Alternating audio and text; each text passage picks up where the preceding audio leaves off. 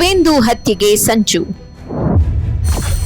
ಪ್ರಭಾವಿಗಳ ಮೇಲೆ honey trap, Jantar ಮಂತರ್ಗೆ police ವೇಷದಲ್ಲಿ ತೆರಳಲು ಸಜ್ಜು, ಬಂಗಾಳದಲ್ಲಿ ಬಯಲಾಯಿತು ಭಾರೀ ಷಡ್ಯಂತ್ರ.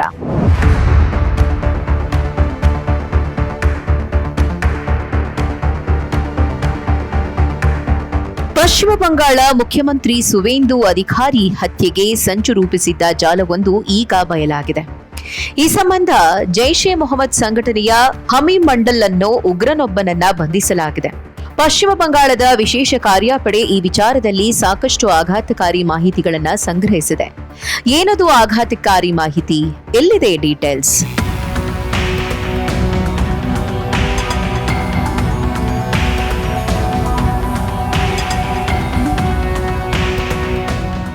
ಉಗ್ರ ಹಮೀಮ್ ಮಂಡಲ್ ಪೂರ್ವ ಬರ್ಧಮಾನ್ನ ರೆನೆಸಾನ್ಸ್ ಟೌನ್ಶಿಪ್ನ ಬಾಡಿಗೆ ಫ್ಲಾಟ್ನಲ್ಲಿ ಕಳೆದ 2 ರಿಂದ 3 ತಿಂಗಳುಗಳಿಂದ ನೆಲೆಸಿದ್ದ. 2 ದಿನಗಳ ಹಿಂದಷ್ಟೇ ವಿಶೇಷ ಕಾರ್ಯಾಚರಣೆಯಲ್ಲಿ ಎಸ್ಟಿಎಫ್ ಈತನನ್ನ ತನ್ನ ವಶಕ್ಕೆ ಪಡೆದುಕೊಂಡಿದೆ. ಈತನ ಮೊಬೈಲ್ ಮತ್ತು ದಾಖಲೆಗಳನ್ನ ಪರಿಶೀಲಿಸಿದಾಗ ಕೆಲವು ಆಘಾತಕಾರಿ ಸಂಗತಿಗಳು ಬಯಲಾಗಿವೆ. ಪುಲ್ವಾಮಾ ದಾಳಿಯ ಮಾಸ್ಟರ್ ಮೈಂಡ್ ಸಜ್ಜಾದ್ ಭಟ್ನ ಸಹಚರರೊಂದಿಗೆ ಈತ ಸಂಪರ್ಕದಲ್ಲಿರುವುದು ತಿಳಿದುಬಂದಿದೆ. ಸುವೇಂದು ಅಧಿಕಾರಿ ಸೇರಿದಂತೆ ಪ್ರಮುಖ ನಾಯಕರ ಕ್ಷಣದ ಚಲನವಲನದ ರಹಸ್ಯ ಮಾಹಿತಿಯನ್ನ ವಾಟ್ಸ್ಆಪ್ ಮೂಲಕ ಪಾಕಿಸ್ತಾನ ಬೆಂಬಲಿತ ಉಗ್ರರಿಗೆ ಈತ ರವಾನಿಸ್ತಾ ಇದ್ದ ಅನ್ನೋದನ್ನ ಪೊಲೀಸರು ಪತ್ತೆ ಹಚ್ಚಿದ್ದಾರೆ.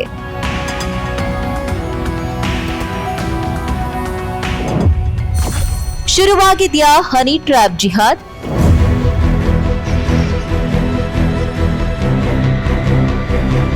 ಈ ಪ್ರಕರಣದಲ್ಲಿ ಬಯಲಿಗೆ ಬಂದ ಮತ್ತೊಂದು ಅಪಾಯಕಾರಿ ಬೆಳವಣಿಗೆ ಅಂದ್ರೆ ಅದು ಹನಿ trap jihad.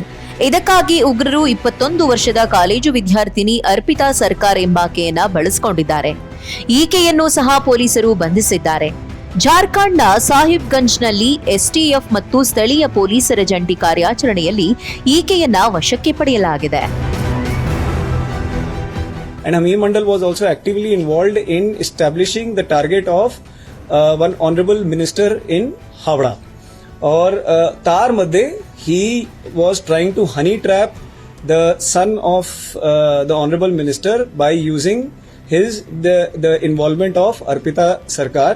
She was actively involved in this or sange communication or sange je foreign handles er je activity ache setao clearly or madhe amra peye gechi. Honey trap ಜಿಹಾದ್ ಹೇಗೆ ಕೆಲಸ ಮಾಡ್ತಿತ್ತು?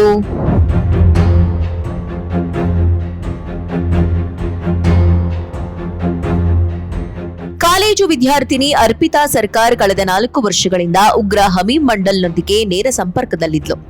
ಈ ಅವಧಿಯಲ್ಲಿ ಇಬ್ಬರು ಹಲವು ಬಾರಿ ಭೇಟಿಯಾಗಿದ್ರು.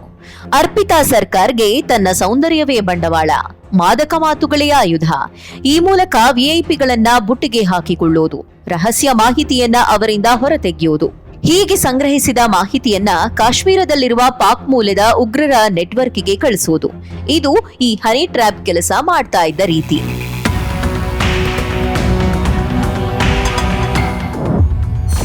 ಪೊಲೀಸ್ ವೇಷದಲ್ಲಿ ಜಂತರ್ ಮಂತರ್ ಪ್ರತಿಭಟನೆಗೆ ಉಗ್ರರು.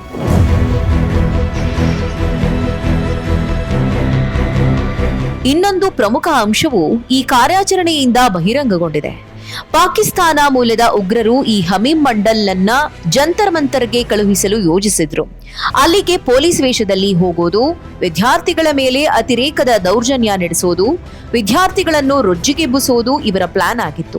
और साथे साथे আমরা এটাও দেখলাম কি দিল্লিতে যে আমাদের যে জন্তর মন্তরে যে রিসেন্টলি স্টুডেন্ট প্রোটেস্ট হলো সেখানে they were asking him কি ও পুলিশ ইউনিফর্ম কোনো মতো অ্যারেঞ্জ করে ওখানে গিয়ে একটা কোনো নাশকতার একটা প্ল্যানিং ছিল, কোনো একটা ডিস্টারবেন্স ক্রিয়েট করার প্ল্যানিং ছিল।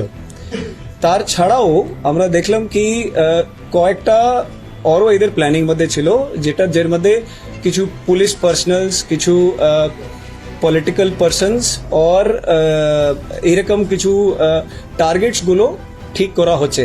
और এর মধ্যে এই পুরো র্যাডিক্যাল প্রপাগান্ডা ইনভলভ ছিল, এদের মধ্যে ব্রেন ওয়াশিং ইনভলভ ছিল।